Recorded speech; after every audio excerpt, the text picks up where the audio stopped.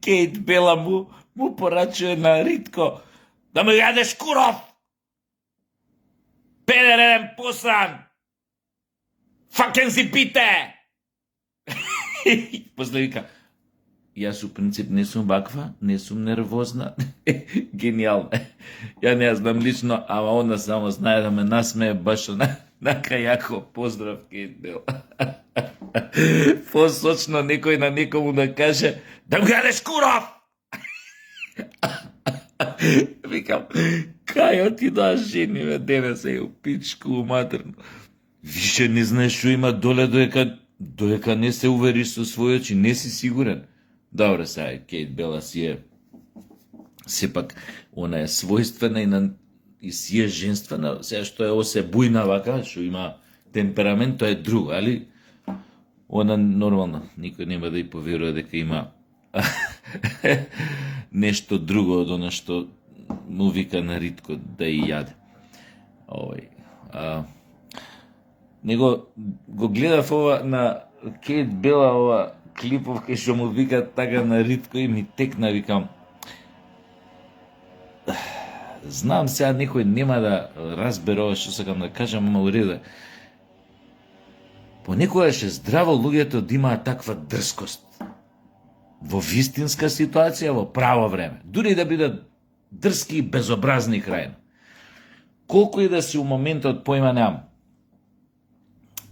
објективно инфериорни во однос на оној на кој ќе му се испонаша така и колку и да се слаби во моментот однос на него, затоа што да, тоа изгледа лудо на прв поглед и секојаш е лудо да одјебеш на ваков начин, вака сочно како Кейт Бела Ритко што го одјеба, да одјебеш така некој, нели, што објективно има поголема моќ, посилена од тебе и така натаму.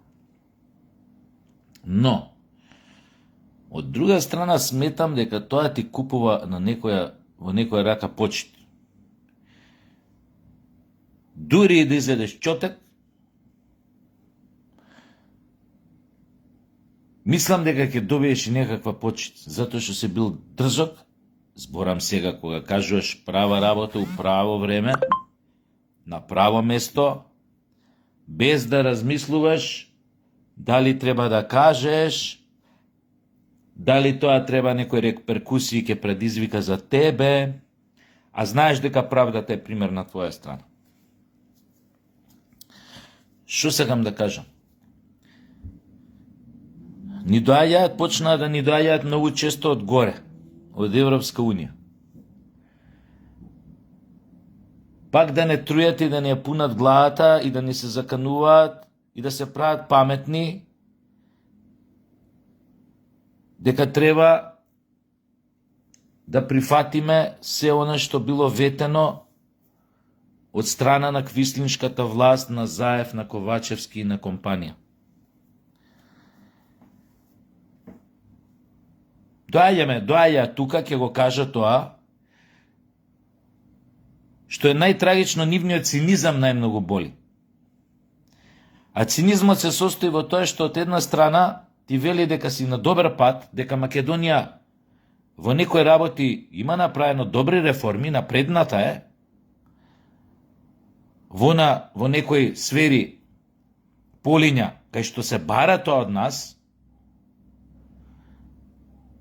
ама сепак цинизмот нивни е во тоа што кажува дека клучен влез, клучен услов за почнување преговори со Унијата е да сме ги пуштали оние така наречени купени бугари или изродени македонци да ги внесеме во уставот. Тој цинизам е најмногу што боли, најдрзок и најбезобразен што е во тој наратив што доаѓа од ЕУ кога нас. Значи, они воопшто не се занимаваат со нас кога толку дрско и цинично ти кажуваат: дечко, ти можеш да станеш и најчесна земја на светот, најмалце корумпирана, ние па нема да те пуштиме, па нема да почнеме преговори со вас, затоа што вие не ќе водите над него, отварате устава да ги пуштите оние фашизоидни, шовинистички, да не кажам што, да ги пуштите во уставот, кои што не го признаваат, кои што не го признаваат идентитетот на најбројниот народ во Република Македонија, тоа се македонците.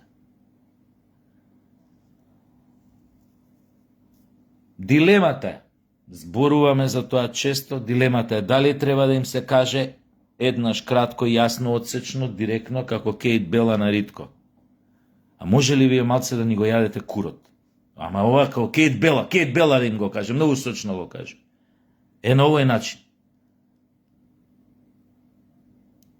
Секој понатамошно глуматање, љубезност, глуматање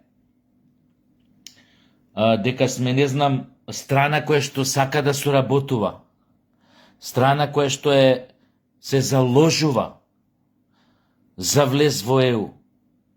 Се до тогаш тие за нас ќе имаат мислење дека можат, дека имаме само прашање на време и дека имаме слаба точка која што може да удрат и да го добијат тоа што го сака, тоест нивниот партнер во Унијата, фашизоидната Бугарија, да го добие она што го сака македонците, да ги избрише од идентитетската карта на светот и на цивилизациите.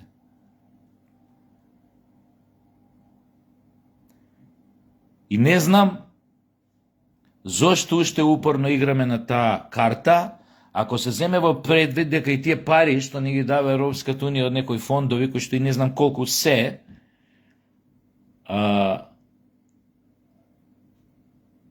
кога токму те уценуви со тие пари, или ќе направите вака, или ќе ви ги секнеме и фондовите. Истото тоа и фашизоидната Бугарија ни се заканува. Тоест бара од Европската Унија да ни се укинат сите можни средства парични, финансиски, што ги добиваме од Европската Унија. Кажете ми, колку долго можеме да живееме под ваква пресија, под ваков притисок? Колку долго можеме да ги голтаме тие жабие прашања? Кој е моментот кога ќе дојде точката на пукање? Дали може би пак ќе дојдеме во ситуација да бидеме принудени на некој начин да ја направиме таа последна глупост, да ги пуштиме така наречените бугари во уставот, за да уследат после тоа уште по-брутални фашизоидни барања од страна на Бугарија и едноставно да ја турнат земјава во тотална поделба, федерализација и тотална поделба.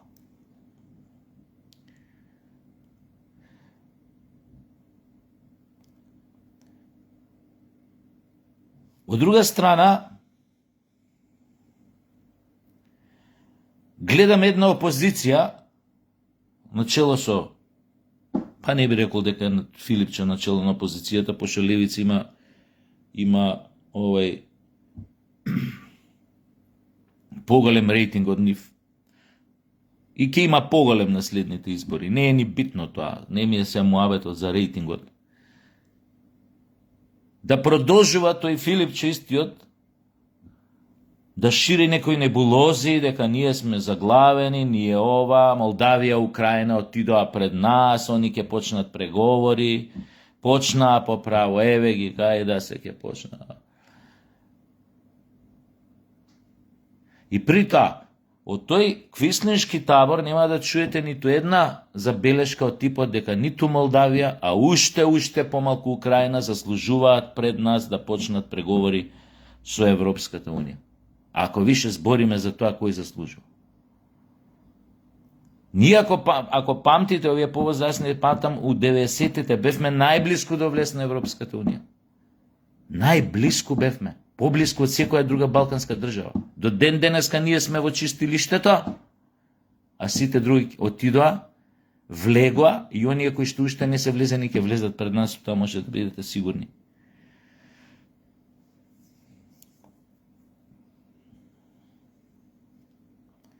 Ви реков еднаш, а тоа е на емисија го реков, ќе биде страшно непријатно, само вистина мислам беше тоа, ќе биде страшно непријатно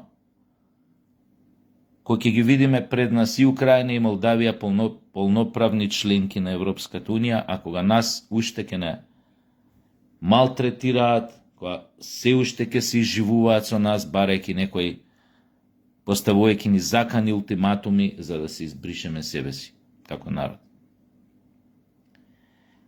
Сега ова е доволно болно што почна преговори, или што ќе ги почнат кај да е преговорите за пристап во Европската унија. Тек кога ќе станат полноправни членки, тек тогаш ќе биде.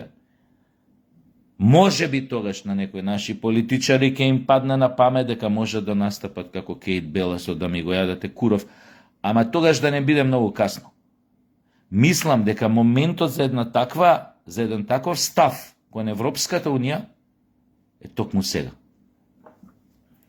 Сега, кога имате еден самит на НАТО во Анкара, чии сме членки на таа алијанса, НАТО, имате еден самит во Анкара на кој што се потпиша договор, практично, кој што може практично да се толкува како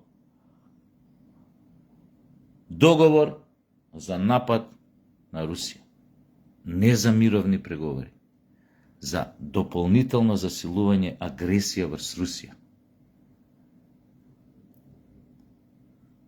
Значи, од мир во Украина нема да има ништо.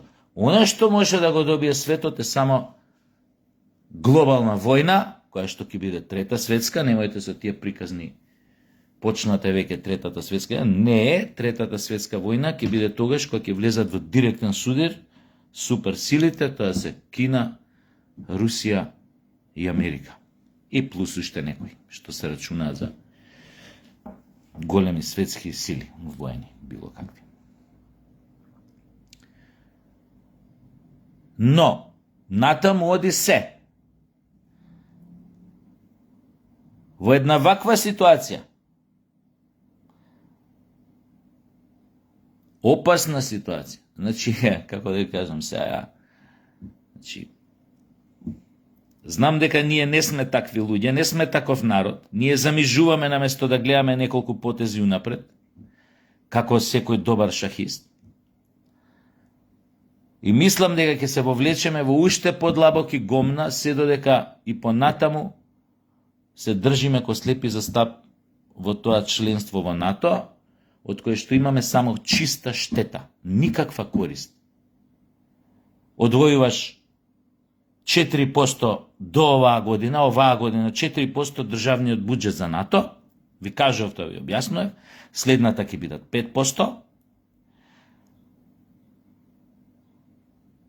Исто така, парите на своите даночни обврзници, Македонија ќе ги дава на некои странски компании од воената индустрија, за да може да купат разни скапи орудија, или малце помалце скапи, помали или поголеми, затоа што ќе бидат принудени да ги купуваат токму од тие компании или фабрики.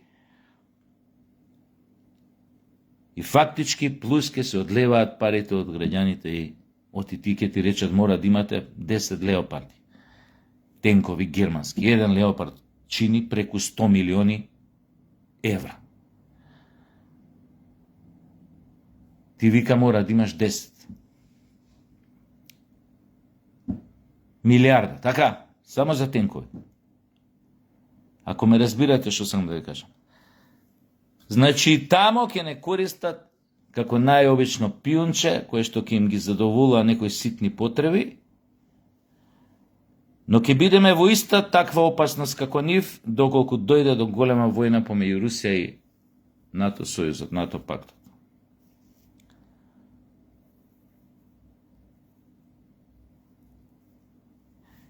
И ако мисли некој дека во тој евентуален судир, кој што ќе значи почеток на Трета светска војна, одма ќе значи, веднаш ќе значи, па автоматизам почеток на Трета светска војна, а ако некој мисли дека НАТО е во некаква предност, ако дојде до таква заебанција, многу се лаже. Ако некој настрада во таа војна која би се случила, тоа ќе бидат многу држави на Европската унија. Многу држави. Тоа ќе бидат такви жртви, такви уништувања, такви страдања, кои што нормалниот просечниот доместицилен европски човек психички нема да може да ги поднесе. Или оние народи доместицилни кои што живеат во Германија се нарекуваат германци, значи потекло германско родини тамо, но поима немам. Швеѓани, финци, португалци, шпанци. Но тоа се глупави предпоставки мои за тоа што би се случило. Во секој случај, тоа ќе биде крај на цивилизацијата.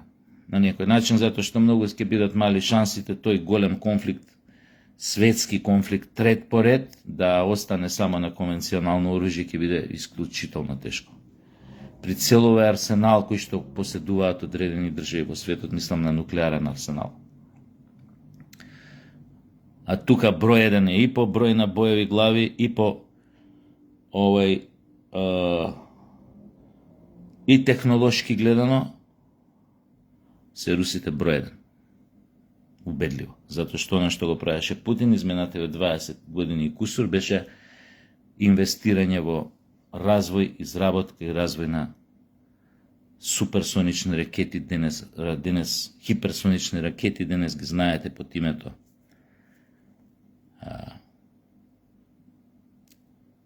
Сармат, Посейдон, Орешник и други, кои што се невозможно е да се пресретнат. Целата Западна алијанса нема таква моќ, такво оружје, таков ракетен систем кој што може да пресретне еден Посейдон или еден Сармат. Невозможно е. Значи, погодокот ќе биде директен. Неизбежен. Било каде да намирачи Русија да го позиционира и да ја одреди целта. Било каде на тлото на западната цивилизација. Ударот ќе биде на Сарматот неизбежен. Толку ќе биде од НАТО. А и од европскиот континент. Затоа може би треба да размислиме, да ги преиспитаме на време нашите ставови, нашите позиции и во НАТО, без разлика што сме најмали тамо, најутепани.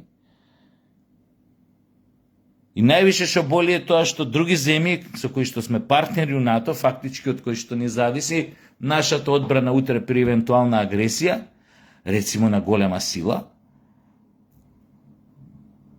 што истите тие наши партнери во НАТО што треба да не бранат, ни баваат матер кога е во прашање уцените, ултиматумите на Бугарија во рамките на Европската унија. Истите тие држави нас не уценуваат заедно со Бугарија, а седиме заедно во НАТО. Кажете им, има ли некоја логика тука? Има ли логика некаква за понатамошната екзистенција и постоење на НАТО? Каква е таа, каков е тој сојуз во кој што партнерите внатре, место да се помагаат меѓу себе, да си даваат ветер у грб, да си подаваат рака, се уценуваат меѓу себе или се блокираат во однос на други можности за асоциација, пристапи и така натаму со други унии, неверојатно. Просто неверојатно. Тој што треба да ти е пријател, пошто седите во иста алијанса, во наводници одбрамбена, воена алијанса, тој ти работи за твојата глава. Па уште има и наратив, и наративи новинарски, било какви медиумски, во таа земја која што ти е партнер во НАТО, Бугарија, имате наративи од типот може да е дојдено време за специјална операција во Македонија, демек бугарите не нападнале. Дојдено е време лекција да ни одржале малце со ќутек. Во 41 сме ја забораиле, кога ни дошле тука. Кошуни ја забораја 44. Кога бегаа од овдека угаѓи према Бугарија. Но добро, тоа е друга тема сега. Зошто е важно да бидеме одважни, дрски, Кейт Бела стайл? Така, Со нив така треба. Оти некој ако си дозволи да е до толку циник кон тебе, значи он те смета за нешто најдолно на свет. Значи он те подценува до најниски можни граници. Значи он во тебе не гледа народ, не гледа нешто за почит, за респект. Он гледа во тебе обична крпа, мивка. Затоа е тој цинизам. Добри сте, супер сте реформите, али кур ќе влезете додека не ги пуштите така наречените бугари во устав. Фактички ти кажува, ова ако не го направите, кој вебе? Ова шовинистичко барање, колониалистичко, шовинистичко, асимилаторско, антимакедонско барање од страна на нашите партнерки од страна на нашата партнерка Бугарија и наше барање, ние го поддржуваме, вие морате само да го исполните тоа што нашата партнерка фашизоидна го сака од вас. И треба да бидеш фин со нив, треба да им се смешкаш кој ќе ти дојдат овдека. Не бе, треба од позиција на државник да им кажеш Кейт Бела стайл, да ми го јадете куров, ако може. И за бугарите устав, и за било што друго. Ако може да ми го јадете.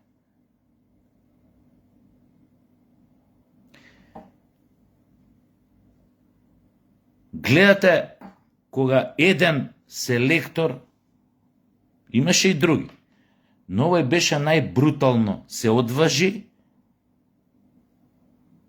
да им списка у лице на една од најкорумпираните светски организации, тоа е ФИФА. Селекторов на Египет. Инко бивши фудбалер, бивши репрезентативец на Египет. Не може вика вака. Не може вие да правите се што сакате. Не може да си ги штелувате работите вие како сакате. Без разлика што стои за тоа штелување. Не можете да давате изим, да се уништуваат помали репрезентации затоа што се мали и затоа што имате поголем финансиски и било каков друг интерес во наводници најголемите светски фудбалски велесили, затоа што имаат најголемите светски најскапи играчи се во тие репрезентации, за да може да се пласира до полуфинале, финале.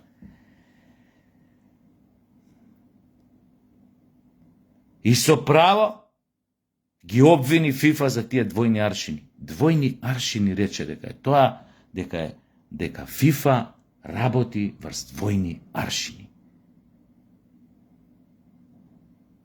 Звучи нешто познато врска со Европската Унија?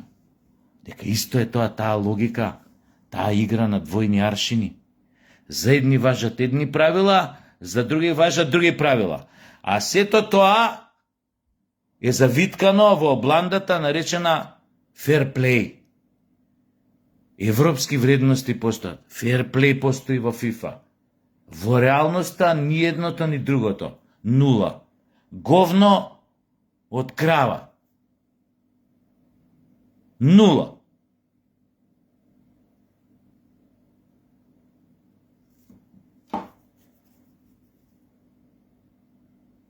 Зеде за право египетскиот селектор директно да и се обрати на ФИФА и да ја раскринка до гола кожа.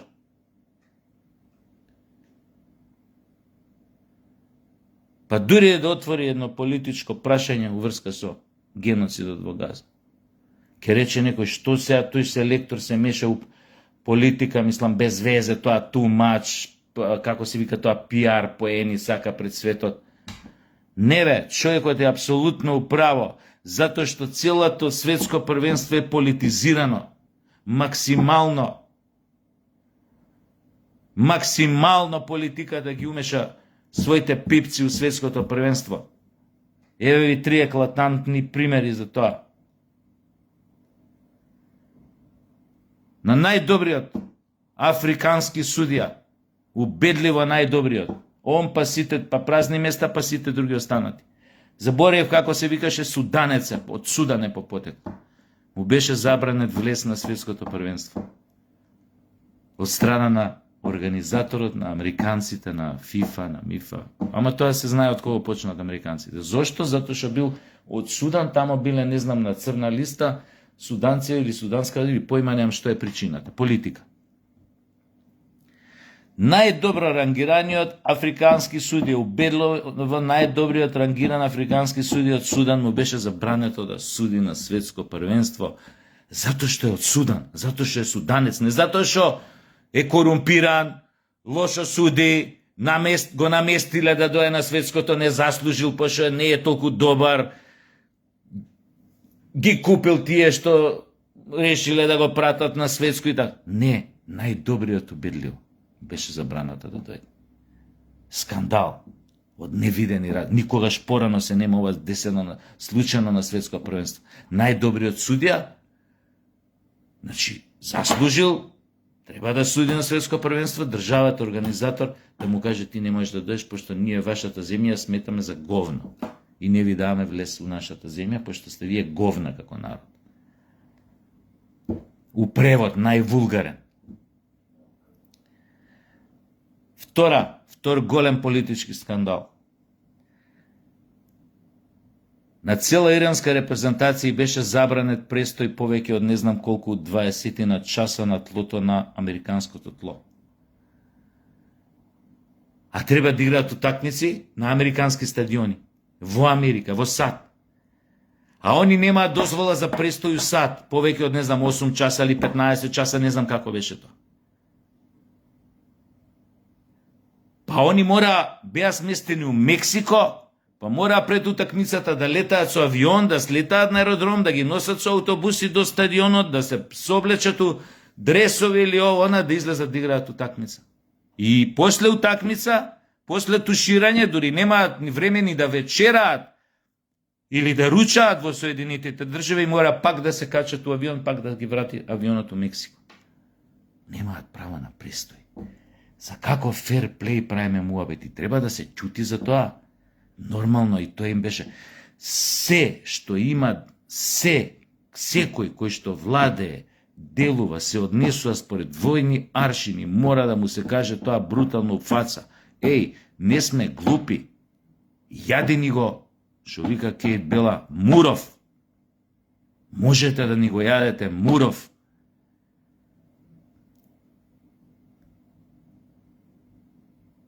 Тоа беше втората политичко мешање. И она најскандалозното.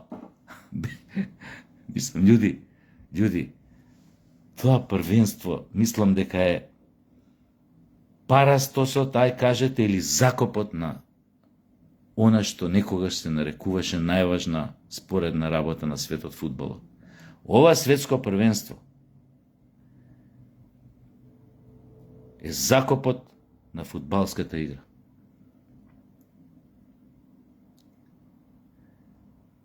Председател на суперсила на Америка да се јавува во... Људи, од што е станат светов абсурден, сведен на гол абсурд. Гол абсурд е ова. Ова не е ни како да ви кажам, ни малце подубоко умен, онака. Него ова е гол абсурд. Просто идиот ке свати дека е абсурдно. Председателот на Соединетите држави притискал, се јавувал кај челници на ФИФА, кај председателот на ФИФА, Инфантино. Неговото презиме доволно кажува за тоа каква федерација води и за каква федерација станува збор. Инфантино. До тамо го донесува фудбалот. До инфантилност. Како организација, како спорт, како што сакате, ферплей, забава. Да му се јавува на председателот за овој да со помош на својата злоупотреба на моќта, се вика тој на позицијата, да смени судска одлука. Црвениот картон на оној идиотон за америчките држави, што е шпиц што играше, како се викаше. Да му се поништи црвениот картон пред мечот со Белгија, за да бидат американците посилни со Белгија, поконкурентни, за да може да влезат нели во што беше тоа таму, во четвртфинале или тоа што беше. или во полуфинале, во четвртфинале. За да можат да влезат во четвртфинале. До тамо се отиде. Председател на држава да се меша. И со помош на својата моќ да натера друг челник на ФИФА да смени судска одлука. Заверена, подпишана у записник дека тој и тој играч добил заради удирање на противнички играч, намерно удирање, добил црвен картон и нема да го игра следниот надпревар. Не, суспендиране црвениот картон ќе го игра следниот, затоа што така Инфантино кажал. По сугестија на председателот на една од најмоćните држави во светот, Соединетите држави. Лудо до имбецилност. Лудо. Мора да се збори. Треба отворено да се каже, кој што го кажа тоа. Значи, не можеш... Значи, досудени преку 22-3 вара на светското. Кај што се поништени 22-3 погодока, од кои што 90 и кусур посто на помалку респектабилни репрезентации, на послаби како моќ, како влијание во ФИФА, во светскиот фудбал. 90% варовите на тие репрезентации со помало влијание во ФИФА им се поништени головите, некои ги уништија тотално. Ете ви го примерот со Египет, со Хрватска, со претходно Конго, со кој беше со Иран, со Норвешка вчера. Ете ви ги примерите. Страшна работа. И треба да ќутиш, не се кажува. Се кажува гласно, доволно јако, доволно гласно да чујат сите. Барем да си имаме уважение, оние да имаат уважение, дека не сме глупи. Дека веќе не сакаме со нивни да се смешкаме. До толку ни се огадени. Каква Европска Унија, бе? Не можеш да ги гледаш више, ти доаѓа тука, ти се церека. Истата таа Марта Коскоја што до вчера со тебе живеела во една држава. Сте делеле ист кров над глава, исти стравови, исти надежи, исти судбини, исто ова, исто она. Сте летувале на исти места на одмор. Сте живееле, сте имале сличен начин на живот. Сте се нарекувале земјаци ако сте се сретнале надвор од државата у која што сте биле заедно. Сте седнуеле заедно на ручек ако сте се сретнале надвор, сте се дружеле. Таа доаѓа и ти кажува на нас, на македонците, со кои што до вчера седела на иста маса под ист кров, им кажува кој ве ебе. Или бугарите устав, или вие нема да влезе Словенија, една Словенија. Представник, мислам не представник, него комесар на од Словенија за проширување. И сакат, и уште треба да бидеме љубезни кон нив, фини. Немаме зошто. Они очигледно немаат намера нас да не внесат во Унијата. Имаат намера само да придонесат во процесот на поделба на Македонија, во процесот на федерализација и поделба на Македонија, така што инсистираат и само тоа имаме важно да го отвориме уставот, да ги пишеме бугарите како државотворен народ, за да можат тие да ги спроведат останатите своји барања за целосно негирање на македонскиот народ и неговиот идентитет. Целосно негово идентитетско бришење од цивилизацијската карта на Европа. Тоа е целта. Нема друга цел. Затоа ти вика клучниот услов е влез на бугарите во уставот. Затоа ти го вика тоа. Дајте направите го тоа, утре во спрега со албанскиот фактор у Македонија да ја поделиме државата, ќе влезете као некој регион, ау пичко матер. Тоест нема да влеземе како регион, него ќе си влезат поделената Македонија ќе си влезе како ќе се анектира, пошто видовме дека и во 21 век може да се анектираат и се уште може да се окупираат територии, видовме дека може тоа, така што она што е целта е Македонија, идејата од 90-та година да биде поделена, да не постои, еве а повторно како излегува на површина, и таа поделба со отварањето на Уставот и влезот на бугарите во Уставот, ќе добијат уште еден ветар во грб и албанскиот екстремистички факторов дека за Македонија да се подели, а проширената Бугарија со делови од Македонија и проширената Албанија со делови од Македонија и Косово ќе си влезат како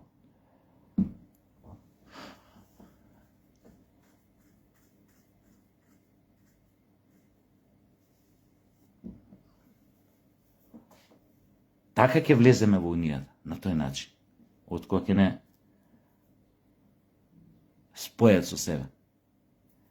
И ако остане некој дел, колку за срам да се пере пред очите на светот, ако остане некој пашалук за македонците, нешто с централна Македонија ситно, дока е Велес до Куманово, нешто и може и пред Куманово, нешто Скопје, овој делот навака од Вардар, нешто према југо-запад, ситно, Јакупица, вама, толку ќе биде. Делот со македонци. Тоа е идејата. Нема друга идеја во ЕУ. Ние треба да им идеме да играме на таа карта, да се само поништиме и уште да им се смешкаме, јок, брате. Само како Кейт Бела на Ритко. Само тоа. Нема друг спас. Бар да знаат дека не сме глупи и дека ќе им пружиме отпор, колку и да сме слаби.